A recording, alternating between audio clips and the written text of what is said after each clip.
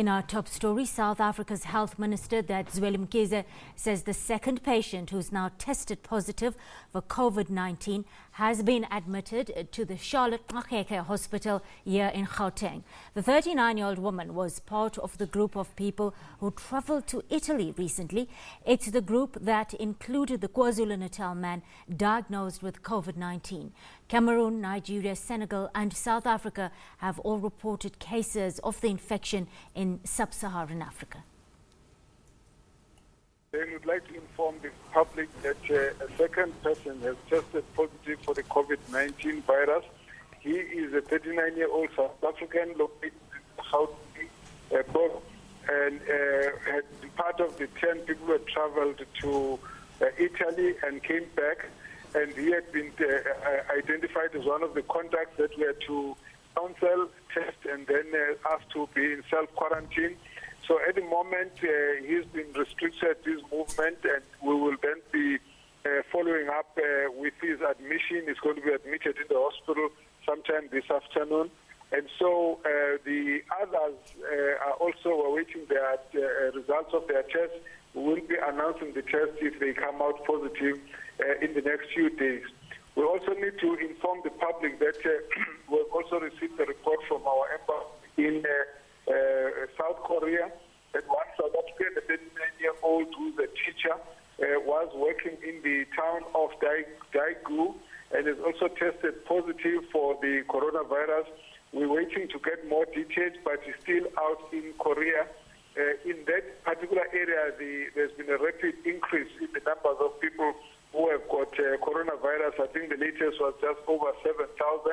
And so we will also notify the public as the situation develops. Minister, the second patient that has tested positive for COVID-19, where will the patient be admitted to? Which hospital are we talking about here? The patient will be admitted to Charlotte Maxeke, which is the government hospital in Johannesburg. And we will release more information afterwards, more details. Right now, we just wanted to make the notification to the public. Right. Dr. Mkhize, your statement says that this is a 39-year-old female. Is it a 39-year-old male that you're telling us about? No, I'm sorry. The 39-year-old male is in Daegu in South Korea. All right, so the person that has been admitted to a Gauteng hospital is a female, a 39-year-old female, correct? Yes, that's my understanding at the moment. All right. Minister, talk to us about, you spoke about this person was part of that group that came from Italy, and you have since corrected saying that the initial person, the person that first tested positive for COVID-19 that came from Gauteng via OR Tambo, you since corrected saying that they flew via Dubai into King Shaka International Airport. Tell us about this group of 10 people. Are they currently in isolation? Yes, we had to correct that. We're dealing with a number of persons that are coming through various airports. So the one that we confirmed in KwaZulu-Natal came from Italy via Dubai and into King Shaka International Airport and then went home. These others, we will be establishing all those details later as we release the information. But all of them have been asked to go into voluntary quarantine in their own homes, and they've all been tested, and we release the results as they get ready one by one. So this is a second case. Can we expect more? This one is a second case, and I would like to say to the public, unless we have released the statement, they must ignore all the WhatsApps, the Twitters, and all the stories that come from people out there. People are very concerned, and so they identify people who have not been tested sometimes and make statements about them.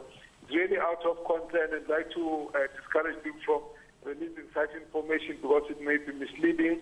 At the moment, this is the second South African citizen inside South Africa. Well, Minister of Health Zweli Mkhize has confirmed the second case of COVID-19, which is the latest strain to emerge from the coronavirus group of diseases. Now, this second patient is a 39-year-old woman from Gauteng province who was a direct contact, we understand, to the first case from KwaZulu-Natal. She was part of the group of 10 that had travelled to Italy, you remember. Well, how prepared is Gauteng province to deal with any further confirmation of cases? To find out more, we're joined on the line by Dr. Bandile Masuku. He's a Gauteng MEC for Health. Good afternoon, MEC. Thank you for your time on the SABC News Desk. And good afternoon to you too and to your viewers. All right, so COVID-19 has reared its head in Gauteng province, but MEC, we've had quite a number of weeks to actually prepare for first impact in terms of getting the relevant health facilities in order, raising awareness and really bracing ourselves for this sickness. Yes, we have been, and it's a continuous program that we've been dealing with.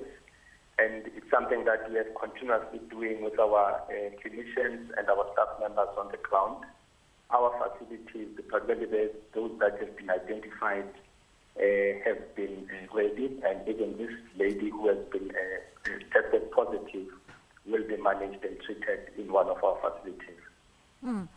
We understand that the woman has been admitted to Charlotte Mkhize Hospital. How do you go about making a hospital a safe MEC for patients and staff when they have to handle a virus of this nature? You know, one of the important things is about the ventilation system, and it's not only one facility that has got a particular ventilation system that doesn't mix with other ventilation system in the hospital.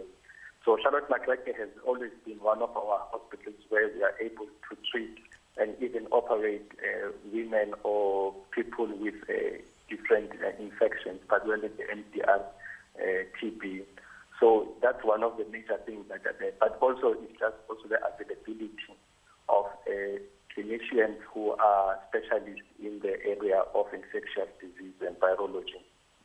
MEC, is this the only hospital in Gauteng province that's ready to receive confirmed cases of COVID-19 at this point? We have SABC as one of the institutions that are actually ready. And in case there's an overburden of patients, we also have got 2 beds that are available in Tembisa.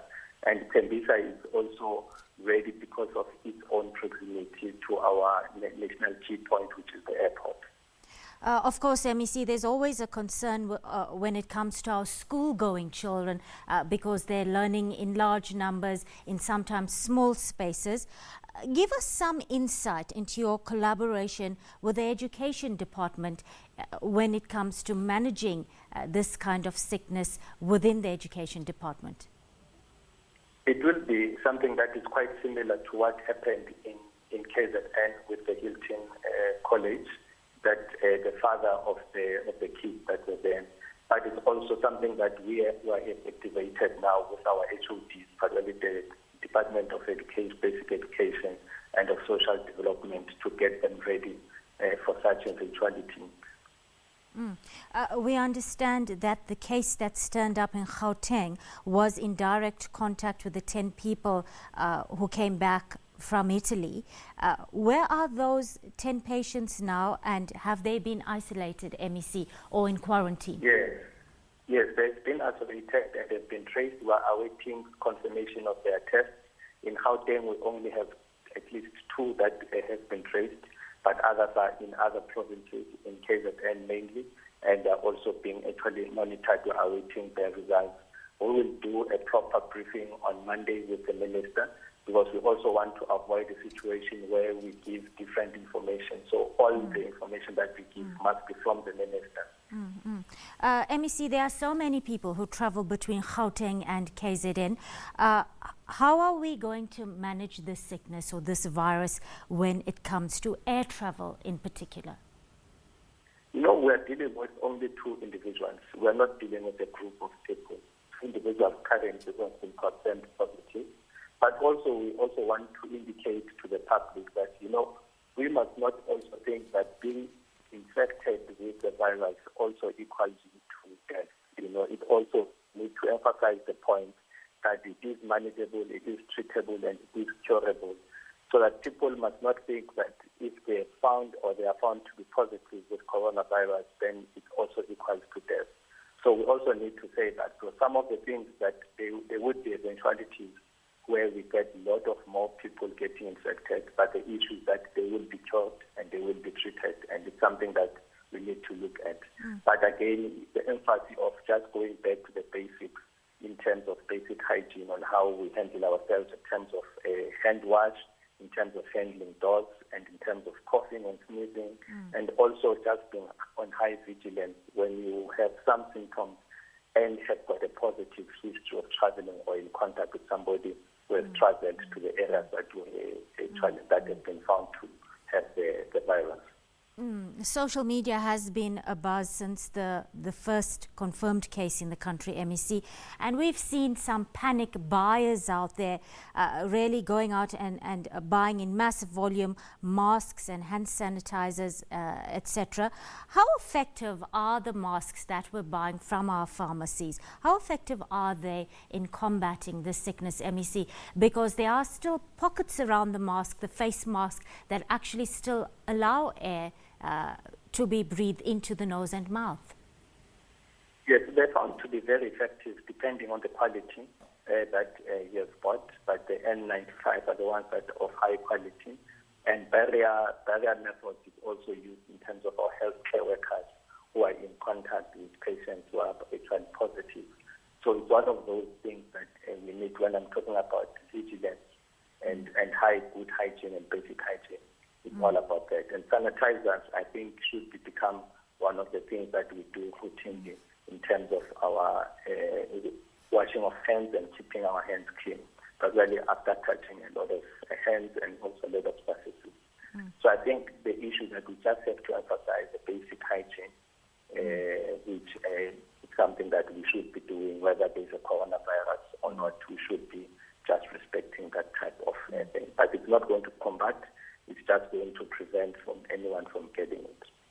All right, and that's exactly it, because we just heard the Health Minister, Dr. Zweli Mkhize, earlier say that a simple warm water and soap will work just as well as an expensive hand sanitizer. Now, how is your department doing when it comes to building or raising awareness in our communities and in our schools specifically, MEC? We have been having the program on hand wash for quite some time, even before the outbreak of the virus itself, just emphasizing the point of this hygienic method of how we do things. So it's just a matter of how heightening it up and making sure that everyone gets aware, and we're going to get a lot of assets, get a lot of social media outlets out there to make sure people also wash their hands properly, because you can wash your hands and you don't wash them properly. So we also teach that, and it has been part of our public health program for the past years. MEC, the majority of the people living in Gauteng still rely on public transport, taxis, buses, trains, etc. What measures are in place to combat the sickness in the public transport sector, MEC? I think let's not use the word combat, because when you use the word combat, you give it a word that says that you are fighting it. And the issue is about prevention of people getting any other illness outside the coronavirus. And I think the similar methods that we talk about, the similar hygienic habits that we need people to respect and uphold, when you sneeze, when you cough, when you dispose of your tissue, when you wash your hands, when you greet people, those are basic things that need to be done. But like I said, we're going to heighten our mass communication, and starting from tomorrow and this evening, just to make sure that we get through to everyone, just to uphold and upheld this particular basic hygienic thing. And here we're talking about one individual in Gauteng, and who has not, in a real sense, been in our public sector and in the public transport. So we are working within those things. So we shouldn't create a panic, on the basis of a particular case and create scenarios that maybe might not even come through. Indeed, MEC. And just on that note, I wonder if you can answer this. How deadly do you think coronavirus really is? Could it be that the original information that we got from China actually overestimated the risk of death? Because more people globally are still dying from ordinary influenza than the coronavirus itself. Yes, I think that's also one of the important things that we require media to also transmit, because most of the deaths and most of the fatal cases that has happened has actually happened, the majority of them, almost 92% of them have happened in China, and only 8 have happened outside China. And also it's about the pattern of spread, which almost affects men and who are older. The median age about the men who are infected are around 50. And we all know that it also targets those who smoke a lot, because the major site of infection is lungs and the alveolar cells that you find in the lungs. So those are the facts that are keep going. And remember, even if you can look at it, there are almost 300 papers that are written every day on coronavirus, and it continues to develop. MEC Bandile Masuku joining us on the line there. Thank you for your time on the SABC News Channel. Let's move on now. Since the announcement of the first